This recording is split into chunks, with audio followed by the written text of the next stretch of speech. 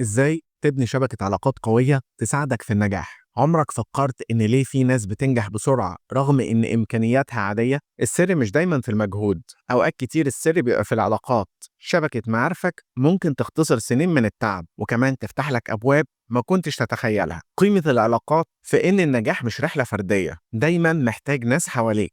الصحاب والزملاء وحتى المعارف ممكن يكونوا سبب في فرص عظيمة ليك، بس ابني الثقة الأول. العلاقات القوية مش بتتبني على المصلحة، لكن بتتبني على الثقة. لازم تكون شخص صادق وتكون محترم ومكتفي بوعدك. ساعد من غير ما تستنى مقابل. لو ساعدت الناس بصدق في وقت احتياجك هتلاقي ناس ترد لك الجميل أضعاف. كمان شارك في مجتمعات مفيدة، احضر ندوات، دورات، أو حتى جروبات أونلاين. كل ما كان في ناس عندها نفس اهتماماتك فهو فرصة لعلاقة جديدة. واحرص على التنوع، ما تكتفيش بعلاقات في نفس مجالك.